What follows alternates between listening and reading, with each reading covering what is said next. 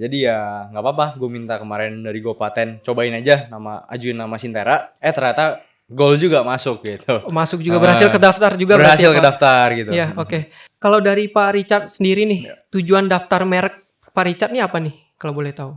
Kalau tujuannya ditanya, mungkin kita sebagai pengusaha ya, kita pasti berharap kalau misalkan kita punya usaha atau perusahaan kita ya bisa grow lah ya ke depannya lah ya. Makanya untuk mengantisipasi juga ke depannya, siapa tahu nanti ada ribut sama orang lain terkait sama merek kan sebenarnya nggak lucu juga ya. Jadi makanya kita amanin dulu dari sekarang gitu. Oke, baik. Boleh disebutin nggak sih Pak, untuk merek yang sudah berhasil terdaftar hakinya kelas berapa aja sih Pak untuk merek Sintera ini?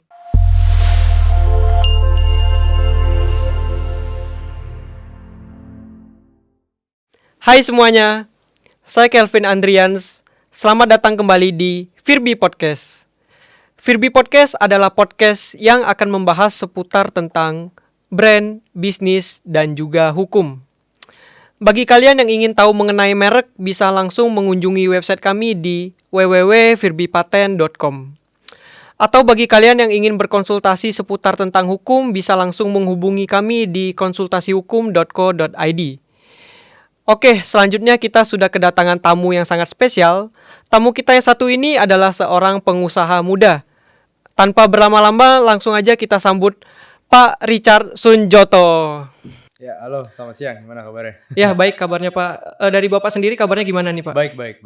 Enaknya dipanggil Pak atau Ko nih, supaya kita lebih enak ngobrolnya? Sebenarnya bebas aja, tapi lebih prefer dipanggil Ko aja lah. Oke, dipanggil Ko aja kali ya, supaya lebih nyaman ngobrolnya. Oke, Ko Richard kesibukan sehari-harinya ngapain aja nih sekarang Ko Richard? Oke, mungkin gue perkenalan diri dulu kali ya. Halo semuanya, nama gue Richard Sunjoto. Gue founder dari Sintera Property. Kalau ditanya nih kesibukan hari-hari ngapain? Sebenarnya gue masih kuliah bro. Gue masih kuliah. Hari-hari pagi gue kuliah, sore gue kerja lah, malam itu aja. Tapi gue lagi develop namanya Sintera Property gitu. Oke, jadi sekarang kita ngomongin bisnis Bapak yang properti dulu ya Pak? Boleh.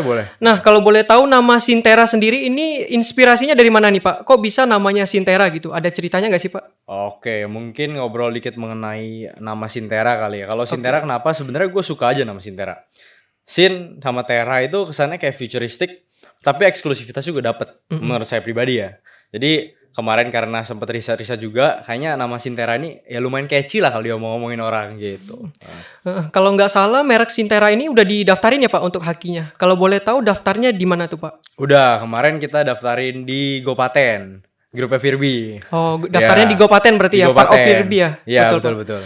Oke, jadi ketika analisa merek waktu itu Pak, kan kata tim ahli kan resikonya tinggi ya untuk nama Sintera ini. Ya. Nah, kalau dari Pak Richard sendiri nih, kenapa sih Pak Richard tetap kekeh mau lanjutin padahal tim ahli udah bilang nih resikonya tinggi, resiko ketolaknya. Tapi kenapa Pak Richard tetap kekeh buat lanjut nih untuk proses? Oke, mungkin kalau ditanya kayak gitu karena mungkin ya namanya pengusaha ya kekeh ya orangnya, keras kepala juga. Dan kebetulan gue juga suka ya nama Sintera itu. Jadi ya nggak apa-apa, gue minta kemarin dari Gopaten cobain aja ajuin nama Sintera. Ternyata gol juga masuk gitu. Masuk juga, berhasil ke daftar juga berarti berhasil ya, ke Pak? daftar gitu. Ya, oke.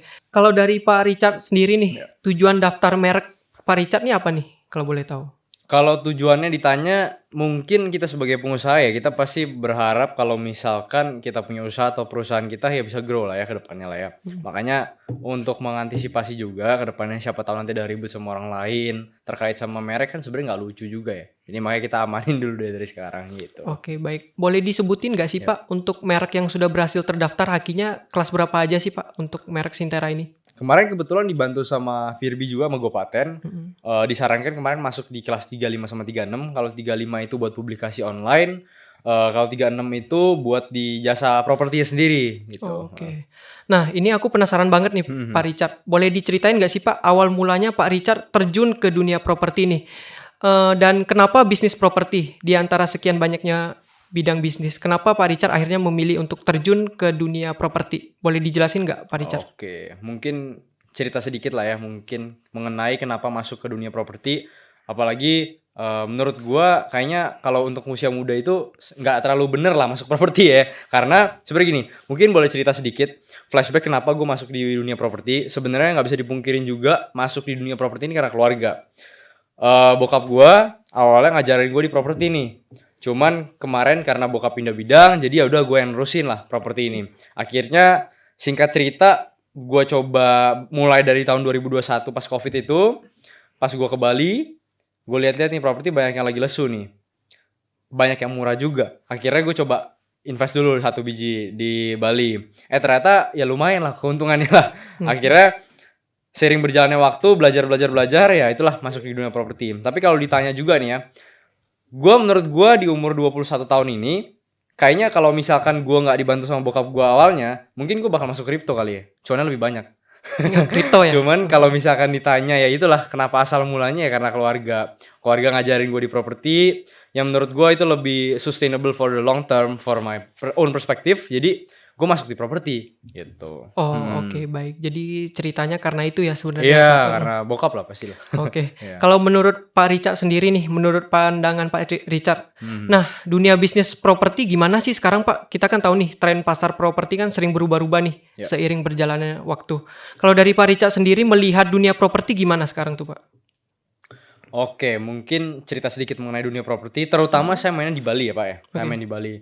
Dan juga pengalaman saya baru. Jadi correct me if I'm wrong. Tapi saya cerita sedikit lah ya mengenai dunia properti. Di Bali terutama. Kalau di Bali kita bisa bilang banyak banget ya properti pengembang-pengembang besar lagi masuk ke Bali.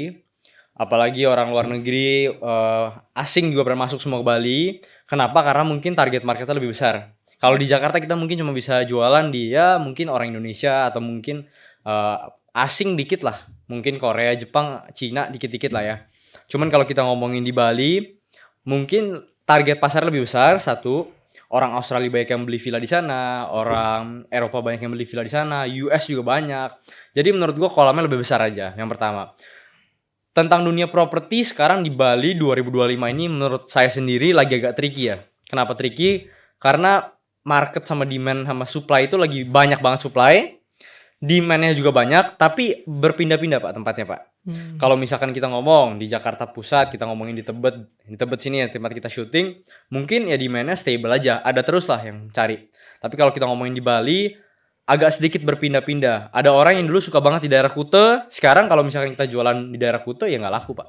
Orang sekarang pindah mungkin ke Seminyak, ke Canggu, naik lagi ke atas ke Dungu, dan lain-lain sebagainya. Mungkin sekarang pindah juga ke bawah.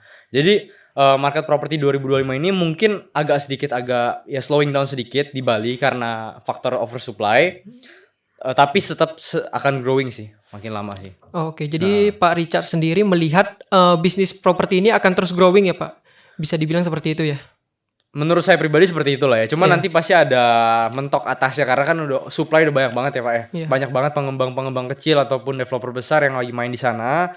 Ya suatu saat nanti mungkin ya kita nggak tahu lah ya papan atasnya kapan gitu kan. Iya, pasti bakal ada ups and down-nya ya Pak, apalagi dalam suatu bisnis gitu. Betul, setuju. Oke. Ko Richard kalau boleh tahu kan di luar sana banyak nih pengusaha yang memiliki bisnis properti juga seperti Ko Richard.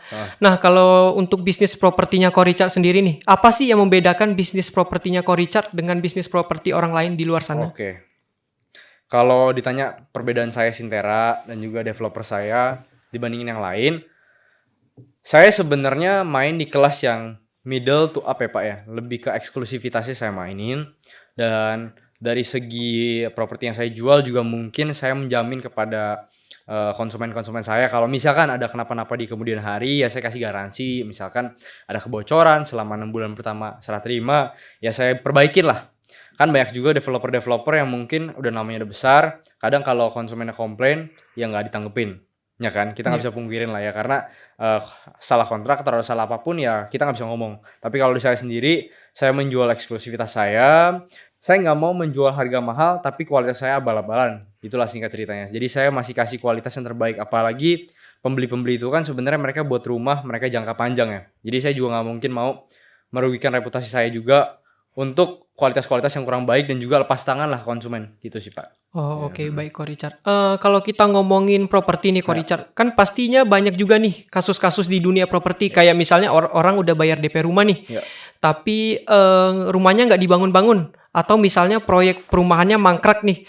Nah, untuk mengatasi atau agar kejadian-kejadian seperti itu tidak terjadi, nah itu gimana tuh Pak? Cara agar bisa terhindar dari kejadian tersebut? Oke, mungkin kita tarik ke belakang dulu sedikit. Jadi developer tuh sebenarnya ada dua ya tipenya. Yang satu ya biar benar-benar main komersil, yang satu main FLPP. FLPP itu bagian belum tahu, itu developer yang disubsidi sama pemerintah. Yang kemarin Pak Prabowo lagi ada program 3 juta rumah karena ada backlog perumahan. Nah ini yang membuat para developer kecil ini juga banyak yang berkembang, Pak, yang bermain di FLPP. Dan juga ada yang komersil. Kalau saya sendiri kan posisinya di komersil. Tapi kalau ditanya kembali nih, pertanyaannya gimana caranya supaya konsumen itu ya nggak sampai rugi lah ya. Beli rumah udah DP, ternyata perumahannya mangkrak dan juga nggak dibangun sama developer. Nah ini sebenarnya susah-susah gampang dijawab, Pak. Karena sebenarnya developer itu mungkin ada yang bener-bener emang nakal, ada bener-bener yang emang dia beneran mau usaha, tapi karena 1-2 hal cash flow-nya lagi mepet, macet, akhirnya nggak bisa dibangun, Pak. Oh iya. Gitu. Tapi kalau misalkan ditanya lagi nih, gimana kita sebagai konsumen untuk jangan sampai kita kena hal seperti itu, yang pasti kita cek reputasi lah, Pak. Reputasi dari developer sendiri. Kira-kira seperti apa password yang mereka dan juga portofolio kerja mereka. Jangan sampai kita beli barang dari developer yang benar-benar baru terjun pertama kali dan juga belum ada reputasi. Sebisa mungkin tuh dihindari aja sih. Karena takutnya kita udah DP apa segala macam ternyata nggak dibangun. Itu kan juga namanya kita beli rumah buat kebutuhan primer kita, ternyata malah kita ditipu developer gitu sih menurut saya. Jadi penting banget buat cek reputasi sih, Pak. Gitu. Jadi penting ya Pak untuk ngecek reputasi agar istilahnya agar tidak tertipu lah ya Pak. Bisa dibilang seperti itu ya. Itu buat staging awal pasti bener ya. Untuk ngecek reputasi si developer tersebut. Mungkin tapi kalau misalnya kita udah terlanjur beli ya kita harus maintenance sih, Pak. Ngecekin. Jadi pembayaran kita misalkan kan kita biasa cicil developer tuh. Iya. Kalau misalkan pembangunan jalan terus walaupun pelan-pelan tapi kan yang penting rumah yang akan kita beli itu ya adalah perkembangan gitu. Tapi kalau misalkan di tengah-tengah jalan kok udah berhenti nih perkembangannya nih, proyeknya kok udah agak sedikit terhambat, tukang makin lama makin dikit. Nah itu berarti developer ada sesuatu tuh. Mungkin agak sedikit macet pembayarannya ke kontraktor atau mungkin tukang-tukangnya ada yang nggak dibayar. Nah itu mungkin harus dicek kembali. Tapi ya intinya 2 itu sih, Pak. Ngecek background dari developer tersendiri, terus maintain juga. Kalau misalnya kita setelah beli, kira-kira setiap berapa bulan sekali mungkin datanglah ke proyeknya, ada perkembangan nggak nih? Kalau misalkan ada ya berarti masih lancar, alhamdulillah gitu kan. Oke, Ko Richard, di dunia bisnis ini kan nggak semuanya berjalan mulus ya, Ko Richard ya. Nggak semua pebisnis itu berhasil bisa dibilang, apalagi terutama di dunia properti mengingat persaingannya begitu ketat nih. Kalau dari Ko Richard sendiri nih, strategi apa sih kok supaya kita bisa survive sebagai pebisnis ya, sebagai pebisnis di dunia properti nih, agar kita bisa survive dan tidak gagal gitu kok di dunia properti? Kalau ditanya seperti itu, kalau dari penerapan dari Sintarap sendiri, tim saya cukup lean ya, Pak ya. Kita bisa ngomong tim saya cuma 5 orang malah. 5 orang kita bisa handle proyek ya beberapa lah ya. Beberapa proyek kita handle. Kuncinya sebenarnya kita harus milih proyek yang tepat. Satu, dari mulai akuisisi tanahnya sampai fokus ke penjualannya itu dari kunci pertama awalnya itu menurut saya di akuisisi proyek ya, Pak. Jadi akuisisi proyek itu kalau misalkan akuisisinya barangnya sudah murah atau misalkan lokasinya tepat, konsumen di sana juga udah terbentuk, itu menurut saya menjadi sukses key factor-nya lah. Key factor di mana developer itu bisa sukses. Di satu sisi fixed cost daripada perusahaan developer itu harus kecil, Pak. Karena gimana caranya developer bertahan itu gini, kita ambil contoh seperti ini. Developer itu jualan gak jualan, fixed cost tetap jalan kan, Pak ya? Iya. Karena namanya properti itu cyclical banget, Pak. Ada up and down. Ada bulan-bulan tertentu misalkan abis dari lebaran ini, wah penjualan jadi kencang banget, Pak.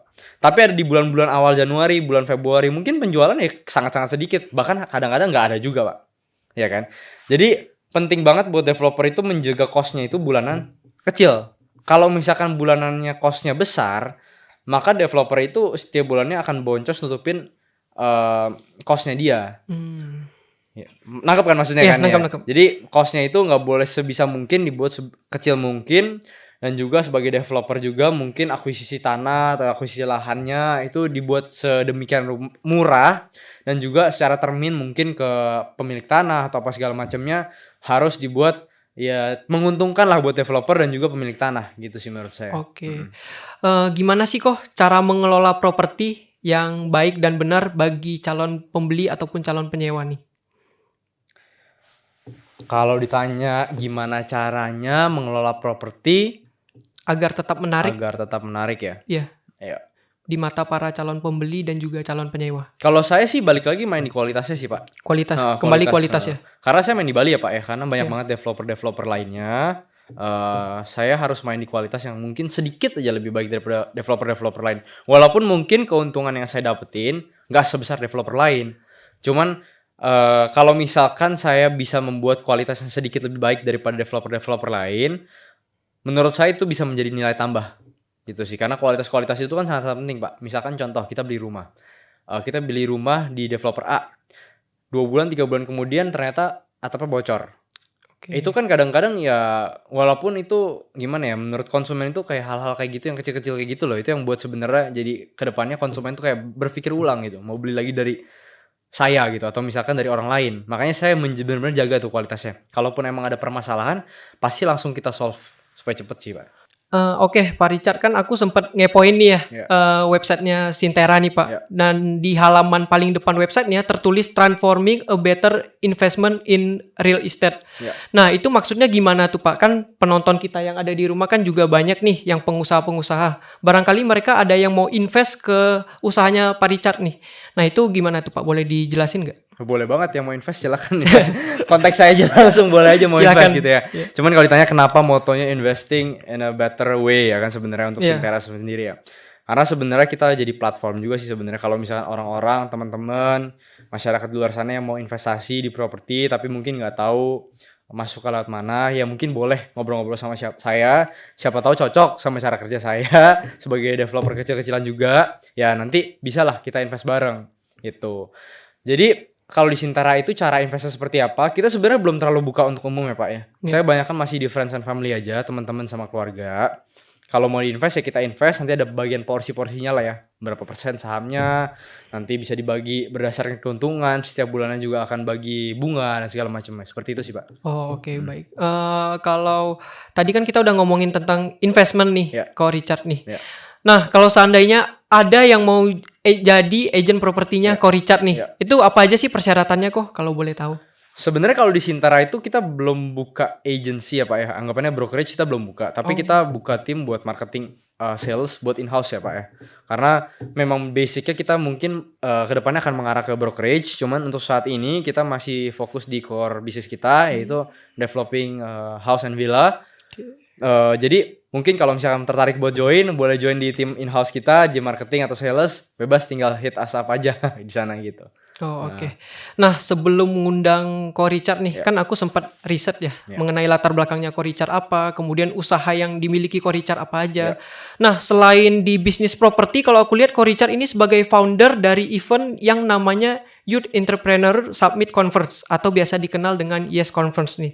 Nah, mungkin banyak nih di luar sana kok yang belum tahu tentang event ini tuh event apa sih sebenarnya. Boleh dijelasin nggak sih kok kepada para penonton yang ada di rumah dan banyak orang di luar sana yang belum tahu mengenai event Yes Conference ini? Oke, gue sambil minum dulu sebentar ya. Ya, silakan Jadi kok. benar. Oke, jadi Yes Conference itu apa? Yes Conference itu kemarin baru kita dirikan lah di tahun lalu dengan visi dan harapan semoga anak-anak mahasiswa itu memiliki akses untuk belajar lebih luas lagi mengenai dunia bisnis. Karena saya kan sendiri anak Prasmul nih, atau anak Prasetya Mulia nih. Prasmul ini kan backgroundnya bener-bener bisnis banget nih. Harapannya itu mau bantu orang-orang masyarakat ataupun mahasiswa yang sebenarnya memiliki keterbatasan dana ataupun aksesnya untuk belajar ke orang-orang yang high profile seperti yang di Yes Conference kemarin. Oke. Gitu. Yes Conference itu apa? Yes Conference itu acara konferensi bisnis buat mahasiswa ataupun generasi Gen Z lah ya, buat belajar-belajar mengenai bisnis, networking dan juga cari tahu mengenai various industry di dunia bisnis gitu sih Pak. Jadi bisa dibilang acara Yes Conference ini seperti seminar gitu ya Ko Richard ya. Kasarnya seperti seminar lah ya. Kayak narasumber datang ngebawain materi sesuai dengan tema dan konsep yang telah ditentukan. Yes, Bisa dibilang betul, seperti betul, itu ya, betul. Ko Ya, Richard. harapannya mungkin besar nanti seperti yang punya acara-acara Forbes gitu segala Oke, macamnya lah ya. bisa, ya. Cuman kita start small dulu kan gitu. Mulai dari anak mahasiswa dan juga teman-teman yang mungkin masih di Gen Z lah arahnya gitu. Oh iya. Ini jujur aku penasaran banget nih, Ko Ya. Richard. Gimana sih kok boleh diceritain nggak awal mulanya Koko bisa membangun event ini gitu? Kan kita tahu Ko Richard ini sebelumnya udah terjun ke dunia bisnis properti ya. Ya. Tiba-tiba kita bilangnya mungkin ekspansi kali ya Ko. Tiba-tiba ekspansi ke dunia event organizer. Tuh gimana sih cerita awalnya Ko? Apa yang membuat Ko Richard kepikiran nih mau mengadakan event ini gitu? Ya.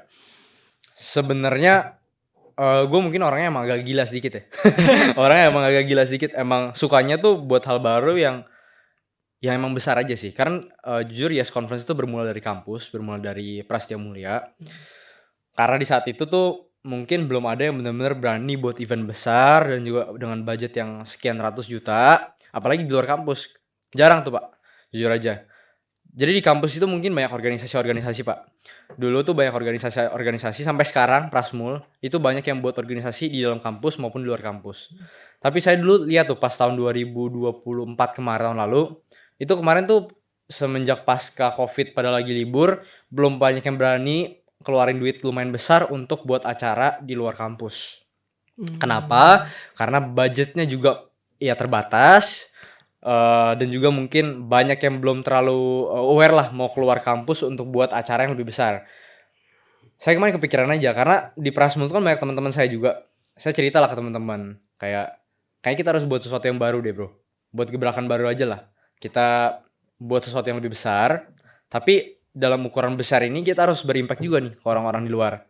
Karena target market saya bukan anak Prasmul loh pak. Mas saya buat itu loh. Oh.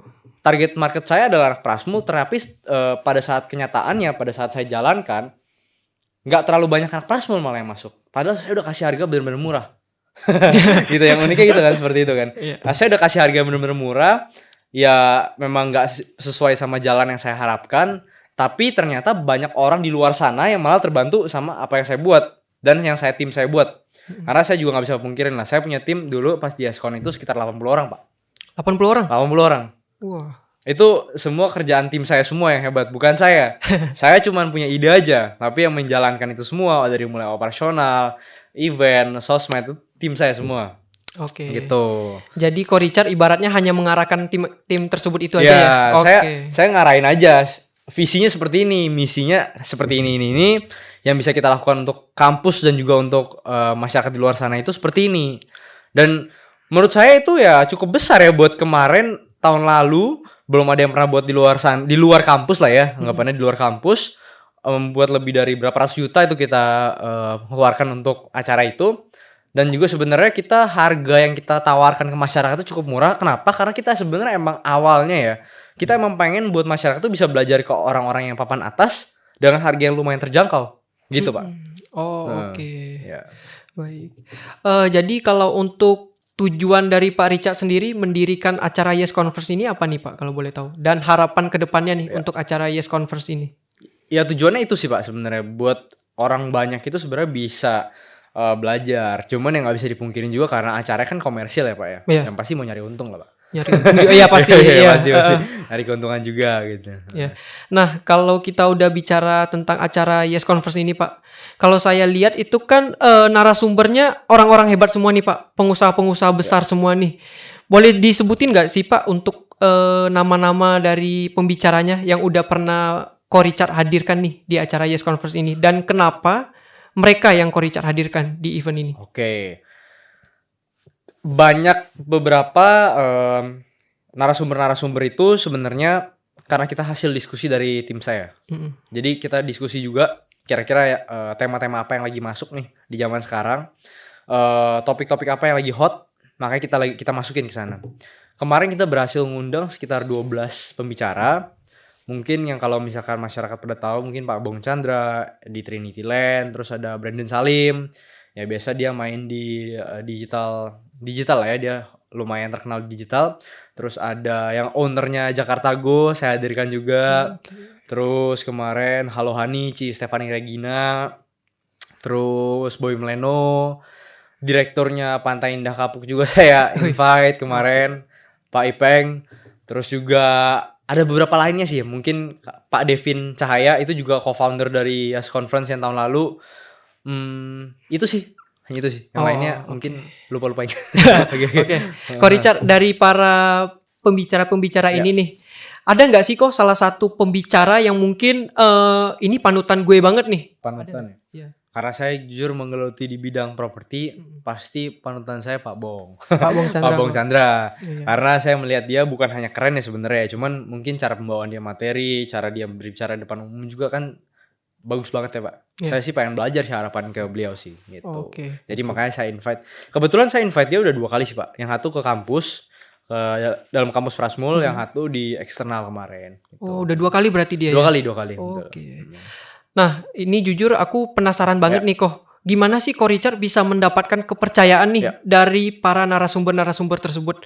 Kan nggak gampang ya untuk nge-reach mereka. Apalagi mereka udah punya nama di luar sana. Terus mereka juga pengusaha-pengusaha sukses. Undangan atau invite dari orang-orang di luar sana untuk mereka menghadiri event juga pastinya banyak. Mereka juga pastinya punya kesibukan lain. Nah, gimana sih cara Ko Richard meyakinkan narasumber-narasumber ini nih agar mereka mau hadir di acara Yes Conference? Oke.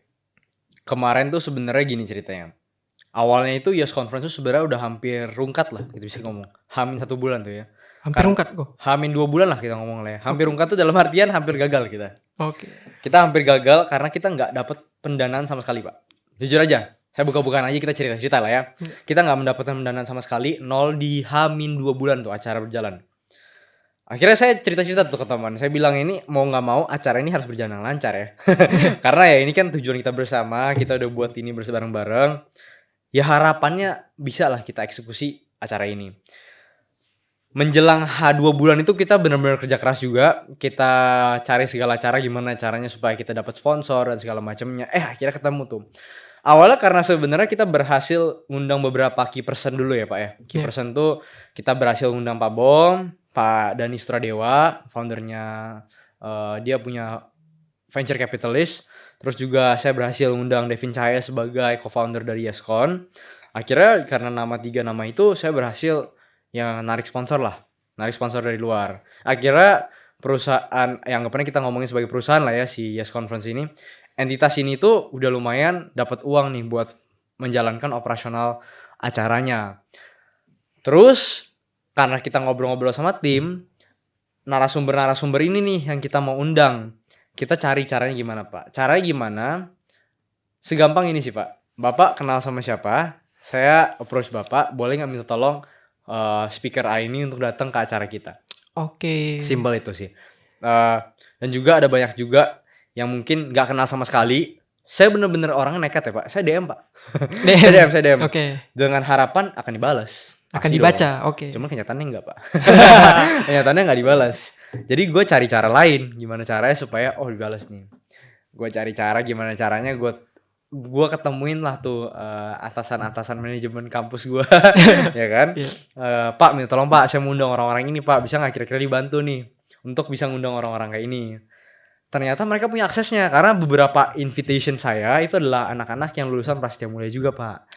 Gitu. Jadi ada beberapa bagian yang dari kampus juga membantu juga. Ada juga yang langsung saya approach the LinkedIn. Kalau misalkan tahu Pak Melvin HD yang dari North Star Group itu juga saya invite dari LinkedIn lah ya. Saya japri, Pak saya mau undang Bapak ke acara kita buat give back to the community lah gitu. Iya. Gitu. Cuman basicnya pasti itu sih Pak. Teman kenal teman lah ya. Teman kenal teman itu yang benar-benar membuat kita dapat lah bondnya. Karena YesCon itu namanya nggak ada Pak. Kita nggak punya nama Pak. Kita benar-benar bangun di tahun lalu. Tidak punya reputasi dalam membangun sebuah konferensi. Menurut saya pribadi untuk mengundang 12 pembicara yang cukup bagus dan cukup ya keren lah ya. Itu menurut saya udah jadi suatu achievement buat tim saya dan juga saya. Gitu. Karena gak punya reputasi kita bisa apa sih Pak? Orang bilang gitu sih. Iya. Jadi intinya kembali lagi ke networking ya. Sepenting itu ya Ko Richard ya di dunia event organizer. Ya. Di dunia IO ataupun ya menjalankan sebuah acara itu sepenting itu sih Pak network. Karena saya kalau gak punya temen, saya kayaknya gak bisa ngundang tuh Pak semuanya. Iya karena belum ada nama istilahnya gitu ya Pak. Belum ada nama. Siapa yang percaya sama saya? Orang masih anak kampus lu percaya apa sih sama anak kampus gitu loh. Iya. Kalau misalkan nih orang-orang hebat itu diundang mau nih. Tapi ternyata hari H pada saat dia bawain acara sepi. Dia gak mau lagi Pak datang Pak. Betul. Gak bakal mau lagi Pak datang. Iya dong. Iya dong pasti. Lu udah diundang gitu. Lu udah undang gua. Ternyata yang datang cuma 5 orang 10 orang. Gak mungkin dong dia mau datang lagi dong. Jadi anggapannya itu reputasi yang sangat penting buat kita. Tapi ternyata kita bisa mengembalikan itu, Pak. Puji Tuhan acara kita rame, feedbacknya cukup positif lah dari para speaker-speaker. Ya, jadi kita hubungan dekat dari situ. Oke. Gitu. Kalau boleh tahu nih, Ko Richard, selama Ko Richard mengadakan event Yes Conference ini, Ya. pernah ada kendala teknis gitu nggak sih Pak? Misalnya di hari H nih, narasumbernya tiba-tiba mendadak nggak bisa hadir, atau misalnya lampu di tempat venue-nya nggak bisa hidup nih gitu. Ada nggak sih Pak kendala-kendala seperti itu? Kalau itu banyak sih Pak, jujur aja Pak. Banyak ya? Banyak. Jujur, ini karena saya baru mengadakan acara yang benar-benar besar itu kali ini. Kemarin itu targetnya sekitar 800-an lah ya Pak, 800-an orang. Cuman ya pada ekspektasinya sekitar 500-an orang yang daftar. Ya which is okay Masian lah, masih cukup baik buat saya. Kendalanya paling besar itu sebenarnya di operasional. Karena tim saya kan mungkin nggak biasa handle event secara offline ya Pak ya. Yang anggapannya pegang LED, pegang PPT harus next-nextan. Terus kan di dalam screen itu kalau misalkan si operator itu kan tabnya banyak banget Pak. Itu bisa sampai puluhan tab tuh di operator itu. Pernah kejadian tuh pas lagi sesi yang paling rame nge-crash Pak LED-nya Pak. Oh, nge-crash. Nge-crash karena laptopnya mati gitu. Oh, iya. Karena laptopnya mati, ya saya juga kan sebenarnya nggak bisa ngapa-ngapain. Saya juga nggak mungkin marahin operator saya, karena itu tim saya juga. Dan itu nggak ada yang bisa pungkirin karena kenapa? Karena nggak ada yang tahu kalau laptop crash kapan kan, ya kan? Ya hal seperti itu sih, teknis-teknis seperti itu yang kadang-kadang kita udah antisipasi, tapi kan nggak bisa kita pastiin 100% bahwa itu berjalan dengan aman. Gitu sih Pak. Ini mungkin aku kilas balik sedikit ya Iya. Pak Richard ya, ke properti lagi ya. Ya boleh. Kalau untuk properti nih Pak Richard, gimana sih strategi untuk periklanannya untuk properti gitu? Oke, untuk saat ini periklanan ya mungkin atau marketing aja lah kita ngomong. Kita ngomong marketing. Marketing saya jujur mungkin belum 100% berjalan dengan super optimal lah ya. Masih saya bisa bilang. Karena saya lebih banyak manfaatin agent-agent yang emang hubungan dekat sama saya. Anggapannya agent rekanan sama saya. Karena di Bali itu developer tuh banyak banget ya Pak ya. Iya. Developer banyak banget, agent juga banyak banget di mana-mana. Tapi yang kita bisa itu hanya kita maintain developer agent-agent tuh. Kalau kita dekat sama agent yang mungkin mereka lebih memprioritaskan jual aset-aset villa kita dibandingkan developer-developer lain gitu. Jadi fokusnya kita itu kemarin di tahun-tahun sampai sekarang malah ya, kita fokus di maintaining our agent. Jadi yang lumayan dekat dan juga udah lumayan sering jualan di kita benar-benar maintain. Dan juga itu kan orang nggak banyak ya. Karena di properti itu orang yang jualan tuh itu aja Pak sebenarnya Pak. Itu aja. Itu aja, apalagi developer ya, orang itu doang. Apalagi agent yang bisa jualan ya itu aja. Agent mungkin banyak nih, tapi yang bisa jualan bener-bener bagus, reputasinya panjang, itu menurut saya orangnya hanya itu aja gitu sih. Oke. Tapi mungkin ya semenjak sekarang banyak lagi yang masuk di agency atau agent, ya mungkin lebih banyak lagi orang lah gitu. Ko Richard, kalau dari Ko Richard sendiri nih, Ya. gimana sih cara merekrut tim untuk event organizer dan properti yang baik? Karena kan sebuah bisnis, kita ngomongin bisnis ya Ko Richard, nggak akan bisa berjalan dengan baik tanpa adanya tim yang solid dan dapat bekerja sama secara baik nih di dalamnya. Apalagi event organizer, kalau kita ngomongin IO ya, Ya. kok seperti acara Yes Conference yang bisa dibilang skalanya udah cukup gede ya kok. Bisa dilihat dari venue, kemudian jumlah peserta, narasumber yang dihadirkan. Nah, itu kan pastinya nggak akan bisa berjalan mulus tanpa adanya tim yang hebat di belakangnya. Itu gimana sih kok cara ngerekrut tim yang baik di dunia properti dan juga IO? Kalau boleh jujur, saya jujur masih kurang bagus lah dalam managing people, HR dan segala macam. Karena saya orangnya goal centric ya orangnya ngomongnya. Saya bukan people centric, saya bukan test centric, tapi lebih goal centric aja.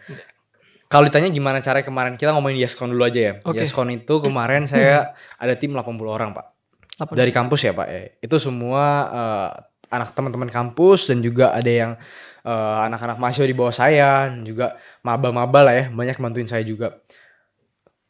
Sebenarnya balik lagi kita harus tahu tujuan dari orang itu sebenarnya apa Pak. Oke. Jadi saya ngerekrut orang atau mungkin orang mau join ke saya, itu mereka pasti punya kesatuan visi Pak. Menurut saya pribadi. Contoh, saya buat acara YesCon.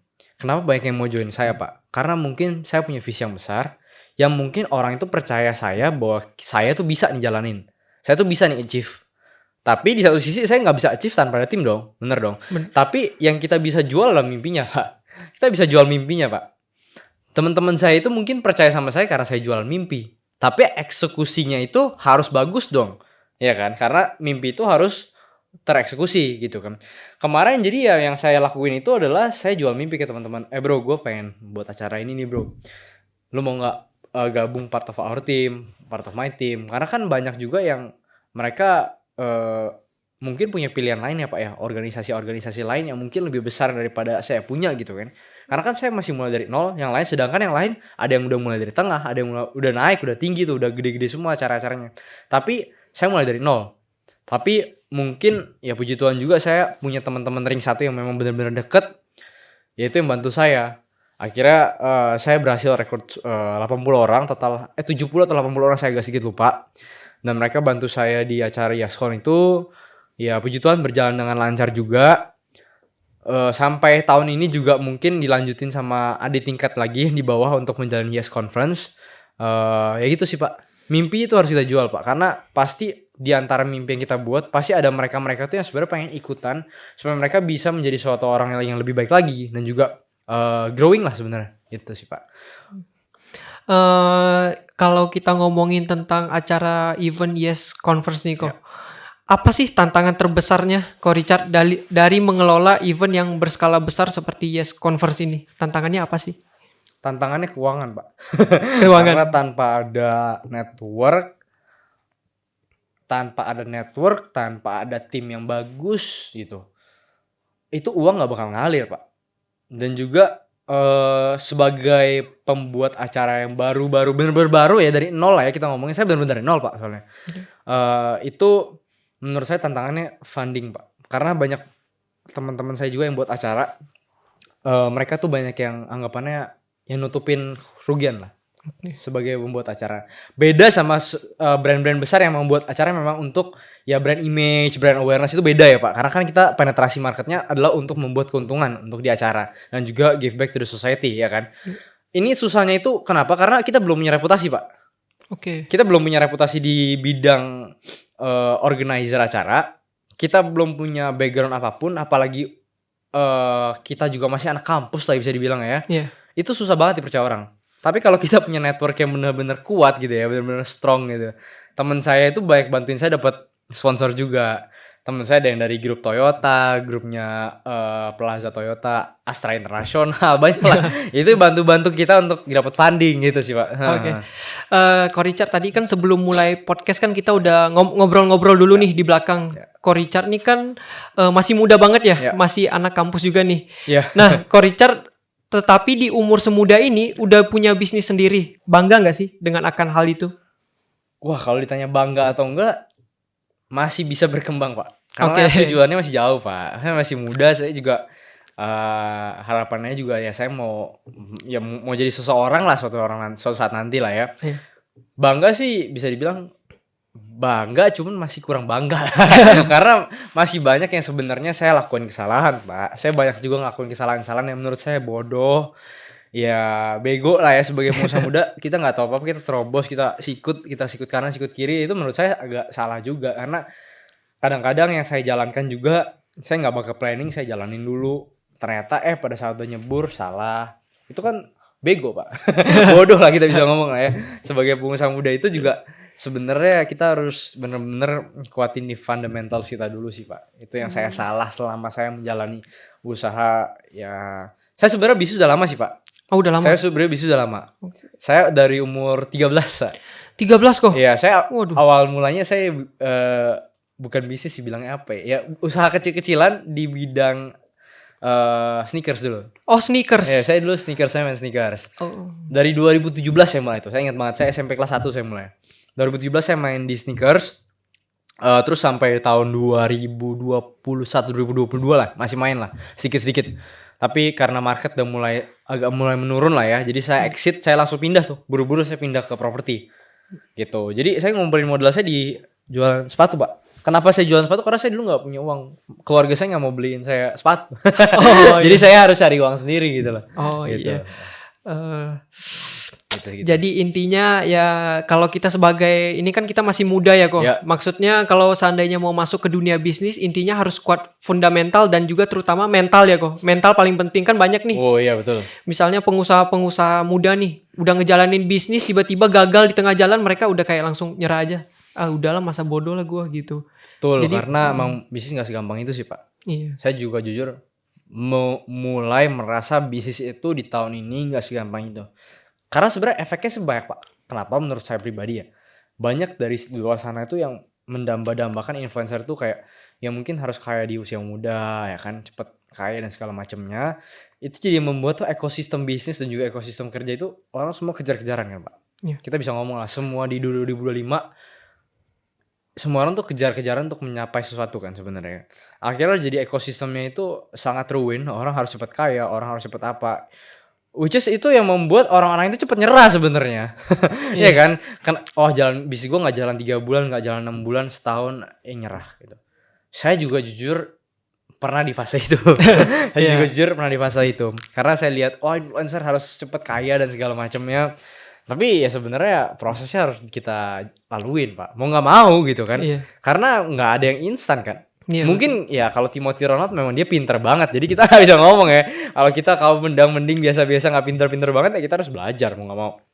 Proses harus kita alamin gitu sih Pak. Iya. Harus kita alami dan juga harus kita nikmati ya prosesnya, betul ya. Iya pasti Pak. Kalau kita nggak nikmati, siapa Pak yang mau kerja Pak? Saya kadang-kadang bisa 6:30 pagi ditelepon klien Pak. Ya, 6:30 pagi masih tidur kadang-kadang juga kadang-kadang. 6:30 pagi dari pagi jam 5.40 ditelepon agent gitu. Aduh. Agentnya soal di Bali kan. Iya. Karena agent di Bali kan beda 1 jam. Jadi 5.40 ditelepon agent nih, waduh Pak baru bangun tidur Pak udah ditelepon gitu kan. Tapi ya mau gimana? Kita namanya kerja ya kalau lu komplain lu gak cocok buat bisnis gitu sih menurut saya. Nah kan Ko Richard seperti yang aku jelaskan sebelumnya nih kan banyak ya penonton-penonton Firby Podcast yang pengusaha-pengusaha juga nih. Nah dari Ko Richard sendiri nih ada gak sih tips untuk mereka yang mungkin para penonton di luar sana nih yang mau jadi pengusaha di umur muda gimana sih kok? Ada tips gak sih? Tips ya buat teman-teman mahasiswa ataupun yang orang-orang muda untuk menjalani bisnis. Balik lagi, saya belum terlalu lama di dunia bisnis juga. Ini sepengetahuan saya dan juga pengalaman saya selama beberapa tahun terakhir. Ya, menurut saya bisnis itu jalanin aja. Seberapa kecil bisnisnya. Karena banyak orang juga yang saya lihat sekarang itu orang-orang tuh pada mungkin malu atau gengsi jalanin bisnis. Itu susah sih Pak jujur. Jalanin bisnis kalau lu gengsi itu paling susah. Karena dikit-dikit lu malu. Lu sebagai pemilik usaha otomatis sales ya lu jualan ke SPG dong. Ya enggak? Kalau kita sebagai mulai ya, kita baru mulai. Enggak banyak orang yang mungkin berani dan juga langsung terjun ke lapangan dan juga bisa nahan aurat malunya untuk jualan gitu kan. Karena sebagai pemilik usaha awal-awal kalau kita belum punya tim ya kita jualan sendiri Pak. Ya kan? Kita jualan sendiri. Kita ya ngapain jadi SPG gitu kan. Jadi frontliner lah ya. Jadi seberapa kecil apapun yang lu mau jalanin, dijalanin aja dulu. Masalahnya itu dibikin belakangan. Kalau kita terlalu banyak mikir, kita terlalu banyak membuat strategi tapi nggak dijalanin, lama-lama keduluan orang bos. Semua orang mau bisnis, semua orang punya ide gitu kan, semua orang banyak yang pintar. Apalagi Jakarta, orang pintar banyak Pak, ya kan? Orang pintar banyak, orang yang mau kaya banyak, orang yang mau sukses banyak juga Pak. Sekarang nggak menutup kemungkinan cowok, cewek, ibu rumah tangga, bapak rumah tangga yang dulunya kerja biasa-biasa sekarang kaya Pak gara-gara mungkin bisnis online, bisnis apapun lah sekarang bisa menghasilkan duit lah ya sebenarnya kalau misalnya kita mau usaha. Jadi lebih mulai aja dulu. Kayak Tokped lah, mulai aja dulu. Intinya gitu ya, Ko Richard. Oke. Nah, Ko Richard kan udah lama banget nih di dunia bisnis kok. Tadi Ko Richard sempat mention dari umur 13 ya bisa dibilang ya kok. 2017. Oke. Nah, selama Ko Richard berada di dunia bisnis nih, pernah nggak sih kok ngalamin jenuh kayak misalnya yang tadi Richard bilang nih, gue capek nih diteleponin klien jam 6:30 pagi mulu gitu. Misalnya lagi nongkrong nih sama teman diteleponin klien, kan biasa kita jadi jenuh ya terkadang ya. Pernah nggak sih kok? Jenuh itu pasti sering Pak. Bukan jenuh bilangnya, demot kali ya kita bilangnya, demotivasi lah ya. Soalnya gimana ya, kalau kita kerja tuh udah gimana ya, kerja udah lama gitu kan, kerja lama gitu berapa tahun, kadang kita merasa di situ-situ doang. Pasti dong, semua orang pasti pernah lah mengalami di fase itu. Di saya sendiri juga saya pernah mengalami fase itu. Bahkan beberapa bulan terakhir saya juga ngalamin sih Pak. Ya kalau misalnya kita di situ-situ doang ya selalu ingat aja sih Pak, apa yang kita capai sekarang mungkin itu mimpi kita dulu. Dulu mimpi saya mungkin gak sebesar ini. Ya kan dulu mungkin mimpi saya ya segitu aja cukup deh, nggak usah gede-gede. Tapi sekarang di sini ya what you've been through now mungkin itu goal yang menurut lo dulu itu udah cukup besar gitu. Jadi teruslah berjuang walaupun sedikit gulung semakin lama makin besar sih Pak. Dan motivasi itu pasti akan ada, jenuh pasti akan ada karena ya namanya kita bisnis, waktu kita main pasti makin dikit, apalagi di usia muda banyak orang yang masih mau main-main. Tapi apa boleh buat, kalau kita punya visi yang besar, ya kerja keras kita makin besar juga dong Pak. Kalau kita punya visi besar doang, tapi yang kita kerjakan 20% doang, 30% dari kemampuan kita, ya bullshit aja kalau kita mau jadi besar gitu ya. Bisa dibilang gitu aja sih. Nah, kan nggak kan biasanya misalnya kalau kita hari ini udah kerja nih kok, Ya. misalnya dari 9 to 5 nih. Ya. Pulang-pulang udah kayak aduh capek banget, Ya. stres banget kena klien yang kayak gini segala macam. Nah, ketika besok paginya kita bangun kan kita udah dengan motivasi baru nih kok. Ya. Udah dengan semangat baru. Nah, kalau motivasi dari Ko Richard sendiri apa nih biasanya untuk mengatasi kayak stres misalnya gitu dan lain sebagainya? Motivasi, anggapannya motivasi buat bangun pagi buat kerja lagi lah ya. Iya betul, maksud Motivasi saya lagi gitu. buat bangun kerja lagi. Mm-mm. Saya soalnya orang perfeksionis Pak. Oke. Jujur, saya orang bener-bener perfeksionis. Jadi saya merasa di hari lalu, aduh saya ada kurang sesuatu nih, yang harus saya perbaiki di hari besoknya. Hari ini saya kurang, yang saya harus perbaiki di hari besoknya. Jadi saya bangun tuh saya udah tahu sebenarnya saya mau ngapain. Kalau saya sekarang, kesibukan saya sekarang, saya bangun kan, saya kan kampus juga ya Pak. Saya bangun jam 5.20, 5.30. Itu saya pagi nge-gym. Karena saya pagi harus nge-gym. Karena biasanya dulu saya sore, tapi sekarang saya mulai pindah nih. Saya juga lagi belakangan ini lagi gym pagi juga 5.20. Jam 6 pagi saya gym, jam 8 saya selesai, jam 9 saya kampus, jam 11 saya jam 12 saya pulang. Ya itu saya jam 12 sampai jam 8, jam 7 saya coba belajar, saya kerja di situ lah. Itu jam saya benar-benar produktif saya. Gimana caranya supaya kita bisa benar-benar termotivasi? Itu adalah jawaban yang benar-benar paling susah karena kita melawan diri kita sendiri kalau kita dunia bisnis. Pak, saya punya opsi. Saya mau bangun siang jam 8 atau saya mau bangun jam 6 pagi, itu semua orang punya opsi Pak. Tapi yang beda adalah ya cuma disiplinnya doang. Berapa lama lu bisa bangun pagi sampai sore atau sampai malam mungkin kerja, atau mungkin cuma 1 bulan doang gue bisa bertahan, atau mungkin ada orang yang bisa bertahan 20 tahun, 30 tahun. Mungkin kayak Hotman Paris bangun jam 3 pagi Pak. Saya aja yang bangun jam 5 pagi aja saya udah pusing gitu pagi-pagi bangun. Dia yang tidur cuma berapa jam itu bisa jadi panutan tuh. Karena dia konsisten dan disiplin itu jangka panjang Pak, gitu kan. Jadi ya itu sih, satu harus disiplin. Karena motivasi itu nggak mungkin akan existing terus. Yang bisa existing terus adalah disiplin Pak. Oke. Ya kan? Iya. Ya gitu sih menurut saya. Nah, tadi kan Ko Richard sempat mention nih, Iya. Ko Richard adalah orang yang perfeksionis. Iya. Nah, kalau boleh tahu Ko Richard ada buat plan gitu nggak sih Ko Richard? Misalnya plan hariannya hari ini mau ngapain, atau plan mingguan, tahunan, dan lain sebagainya Iya, gitu. Kalau harian pasti ada Pak. Kalau Harian harian pasti pasti ada. Jadi ya mungkin pagi-pagi saya bangun sambil masih ngantuk-ngantuk gitu. Ngantuk-ngantuk dikit saya pikir saya mau ngapain hari ini. Kayak hari ini pagi ya saya udah mikir gitu. Habis saya konten di Virbi nih mau ngapain lagi gitu. Mungkin kita aja sesimpel itu aja sih Pak. Oh, sesimpel itu aja. Simpel itu aja sih Pak. Oke. Nah, Ko Richard ini mungkin kita mulai ke obrolan yang santai-santai aja ya, Ko. Boleh, Nah, boleh santai. Kalau pencapaian hidup yang pernah Ko Richard peroleh apa sih kok yang sejauh ini paling berharga banget nih pencapaiannya? Baik di dunia usaha ataupun personal. Pencapaian ya. Iya. Pencapaian itu banyak ya menurut saya. Ada yang dari diri saya sendiri, ada yang mungkin suatu hal yang bisa dilihat orang, tapi kan ada juga pencapaian tuh yang nggak dilihat orang ya Pak ya. Iya. Kalau dari yang dilihat orang dulu mungkin yang secara general ya Pak ya. Ya itu sih, saya buat Yeskon itu menurut saya udah suatu pencapaian yang lumayan gitu. Saya dulu beberapa kali buat acara-acara buat SMA saya juga. Ya itu menurut saya udah lumayan sih. Itu yang menurut saya pencapaian kecil yang menurut saya itu jadi mupuk-mupuk aja terus. Saya berhasil masuk di dunia properti walaupun belum sesukses itu, tapi kan harapannya nanti suatu saat nanti kan pasti akan sukses gitu kan. Ya itu achievement kecil yang menurut saya itu menjadi batu-batu kecil untuk saya buat fondasi nanti besar gitu. Terus kalau misalnya dalam diri saya sendiri, mungkin saya dulu lumayan agak sedikit egois ya Pak. Karena kan namanya pengusaha gitu kan, kalau nggak sesuai standar ya kita nggak bisa ngertiin orang. Tapi selama berjalannya waktu mungkin kita harus lebih ngertiin orang, lebih sabar, lebih nggak gampang marah. Itu ya achievement kecil yang menurut saya tuh batu-batu kecil tuh yang buat jadi fondasi buat yang nanti besar sih menurut saya. Iya. Gitu. Nah, tadi kan Ko Richard sempat bilang juga ya, Ya. tim Ko Richard itu ada 80 tadi ya Ko, kalau Ya. nggak salah ya, Ya. di Yes Conference. Ya. Nah, kalau dari leadership nih Ko, kita ngomongin leadership ya.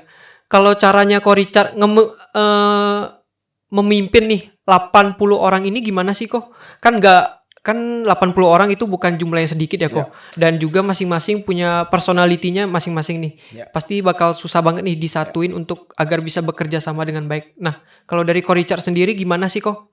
Oke. Cara untuk bisa memaintain ataupun leadership lah ya, anggapannya lah ya. Ngelit suatu Ngelit tim. suatu orang-orang banyak gitu ya. Iya. Pastinya harus buat strategi juga, Pak. Pastinya. Caranya gimana mungkin kan kita bagi ke sub divisi atau ya kita bisa bilang ya divisi kecil-kecilan lah ya. Divisi kecil-kecilan itu kita bagi-bagi berdasarkan kebutuhan dan tujuannya dari acara. Misalkan ada tim marketing, ada tim ticketing, ada tim event, tim operasional hari H, itu segala macam. Tapi kan kita punya satu tujuan yang sama semua, Pak. Yaitu apa? Membuat acara itu berhasil. Whether apapun caranya itu berbeda-beda, itu terserah kapten dari suatu divisi dong. Bener gak? Saya misalkan contohnya, saya punya 10 divisi. Contohnya doang nih ya. Saya punya 10 divisi. Setiap divisi itu kan ada kepala masing-masing, Pak.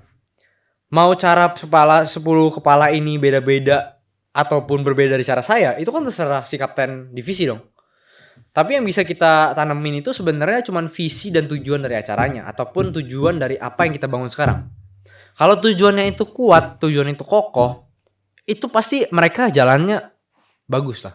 Jalan mereka jalan sendiri. Tapi dengan catatan kita sebagai leader kita harus micromanaging, Pak. Jangan lepas tangan.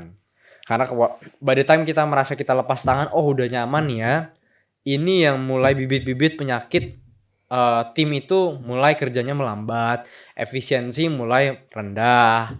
Kalau kita nggak push tim kita, sampai kapan kita mau grow, Pak? Lama, Pak. Sebenarnya di tim Yes Conference itu menurut saya 80 orang masih cukup terlalu over lah, terlalu banyak. Tapi karena itu sebuah organisasi lah ya, mulainya dari organisasi. Jadi ya 80 orang itu ya masih bisa terkontrol lah, karena itu dan mulai dari organisasi. Tapi kalau di luar sana sebagai pengusaha bisnis gitu ya, saya malah lebih suka sekarang yang timnya tuh dibilang lean aja, lean team aja lah. Lean team itu ya orang cuma 4 orang, 5 orang gitu. Jadi setiap potensi orang itu maksimal gitu. Kita bisa genjot sampai 110% malah kita bisa bilang. Atau ya maksimal aja sih gitu. Kalau kita ngomongin sekarang kan mungkin ada beberapa achievement yang Ko Richard udah berhasil achieve nih sekarang ya. Kayak misalnya ngebangun sebuah event berskala besar seperti Yes Conference. Dan juga memiliki usaha sendiri nih di bidang properti. Nah, untuk selanjutnya nih Ko Richard, kita ngomongin untuk selanjutnya. Mimpi yang belum terwujud apa sih dari Ko Richard untuk selanjutnya? Mimpi yang belum terwujud. Iya. Banyak, Pak, mimpi, Pak. Iya. Mimpi banyak, Pak. Cuman kan kita harus terstruktur sih. Mimpi itu harus terstruktur. Kalau nggak terstruktur itu pasti ya kacau jalannya kan. Iya. Mimpi besar ya saya berharap ya bisa menjalani suatu perusahaan besar nantinya. Oke. Saya juga berharap apa yang saya jalanin ya bukan bermanfaat bukan buat saya doang ya, tapi mungkin ya buat pekerja-pekerja, buat orang di sekitar, banyak lah sebenarnya lah. Kalau mimpi itu banyak pasti kan. Saya juga mau secara personalnya juga, secara keuangan sendiri juga ya lebih aman gitu kan, lebih stable. Karena kan properti nggak ada yang aman, Pak. Kita main properti bisa bulan ini nggak jualan, bisa bulan depan jualan, bisa 3 bulan nggak jualan apa-apa. Itu kan pusing, Pak. Nah makanya mungkin targetnya ya bisa lebih stable lah secara keuangan pribadi, dan juga bisa menjalani sebuah konglomerasi bisnis yang besar nanti suatu saat nanti ya. Itu sih, Pak. Wah, nggak terasa nih Ko Richard, kita dari tadi ngobrol-ngobrol udah hampir 1 jam nih ya Ko. Iya. Banyak banget nih insight yang para penonton dapatkan dan juga terutama aku nih yang bisa didapatkan dari Ko Richard. Sebenarnya masih banyak banget sih yang pengen aku tanyain ke Ko Richard dan sebenarnya masih banyak yang mau diobrolin. Cuma karena waktu kita terbatas mungkin aku udahi sampai di sini ya Ko untuk ngobrol-ngobrol kita pada hari ini. Nah, Ko Richard, sebelum aku tutup ada yang mau disampaikan gak sih Ko kepada para penonton Virbi TV yang ada di rumah, apapun itu? mungkin gue mau terima kasih juga nih ke Firby udah undang gue sebagai narasumber. Thank you juga udah dibantu kemarin paten dan juga merek gue yang gue ajuin dan juga berhasil. Mungkin masukan dan juga pesan buat masyarakat di luar sana yang mungkin lagi berjuang juga mulai usaha, lebih banyak untuk belajar lah, banyaklah untuk belajar, banyak belajar, karena the more you learn, the more you don't know. Saya dulu keras kepala pak, tapi karena saya ya udah berubah sedikit lah ya, saya mulai belajar dari orang, dengerin orang, saya banyak dengerin orang, saya belajar banyak dari orang. Saya personally saya orang nggak suka belajar, tapi saya banyak belajar dari konversasi orang lah. Kayak saya ngobrol sama bapak, walaupun saya di sini yang ngobrol banyak nih, tapi saya belajar dari bapak juga. Anggapannya seperti itulah. Jadi dalam menjalani bisnis, jangan tutup mata sebelah, belajar dari banyak orang, dan juga jangan pernah ngeremehin orang lain, karena kadang-kadang yang kita remehin jadi lebih besar daripada kita, itu gak ada yang tahu. Jadi ya teruslah berjuang, konsistensi dan disiplin, itu aja sih pak. Oke, thank you nih Ko Richard udah mau meluangkan waktunya untuk hadir di sini kok, untuk mau sharing-sharing kepada kita semua yang ada di sini dan juga penonton yang ada di rumah nih. Terima kasih juga bagi kalian yang sudah menyaksikan episode Firby Podcast kali ini. Dan jangan lupa untuk like, komen, dan subscribe. Dan juga jangan lupa untuk bunyikan lonceng notifikasinya agar kalian tidak ketinggalan episode-episode lain dari Firby Podcast. Oke, saya Kelvin Andrians dan Pak Richard Sunjoto pamit undur diri. Sampai jumpa di episode Firby Podcast lainnya. Dah.